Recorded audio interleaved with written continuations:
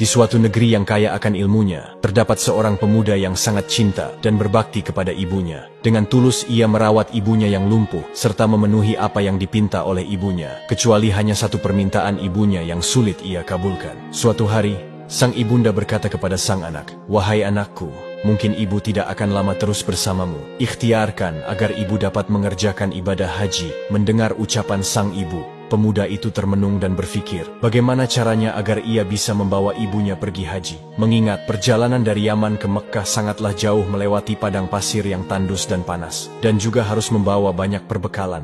Dengan tekad yang kuat, ia membeli seekor anak lembu untuk dijadikan latihan. Ia menggendong anak lembu tersebut naik turun bukit, hingga lembu itu dewasa. Dan otot-otot di badan pemuda itu semakin berisi dan kuat bertenaga. Sampai musim haji tiba, pemuda itu bersiap menggendong ibunya dari Yaman menuju Mekkah untuk melaksanakan ibadah haji. Dengan rasa cinta kepada ibunya, ia rela berjalan kaki di tengah padang pasir yang tandus dan panas, semata-mata untuk memenuhi permintaan sang ibunda tercinta. Tibalah mereka berdua di tanah suci. Pemuda itu terus menggendong ibunya mengelilingi Ka'bah. Dengan rasa haru dan bahagia, sang ibu terus menangis melihat bakti anak terhadapnya. Di depan Baitullah, sang anak berdoa, "Ya Allah, ampunilah dosa ibuku." Dengan heran si ibu bertanya, "Bagaimana dengan dosamu, wahai anakku?" "Dengan terampuninya dosa ibu, maka ibu akan masuk surga. Cukuplah ridha dari ibu yang akan membawaku ke surga." Dengan karunia Allah, pemuda itu sembuh dari penyakit kulitnya, dan bekas belang di tubuhnya pun hilang, kecuali hanya tinggal selingkaran saja di tengkuknya. Hari demi hari berlalu, pemuda itu berkeinginan untuk menemui Rasulullah di Madinah. Namun ia tidak menjumpainya karena Rasulullah sedang berada di medan pertempuran. Dengan berat hati pemuda itu berpamitan kepada Sayyidah Aisyah dan menitip salam untuk Rasulullah Shallallahu Alaihi Wasallam. Ketika Rasulullah pulang dari peperangan, beliau mendapati salam dari pemuda itu, kemudian berpesan kepada Umar dan Ali, "Suatu ketika apabila kalian bertemu dengan dia, mintalah doa dan istighfarnya, karena dia adalah penghuni langit, bukan orang bumi.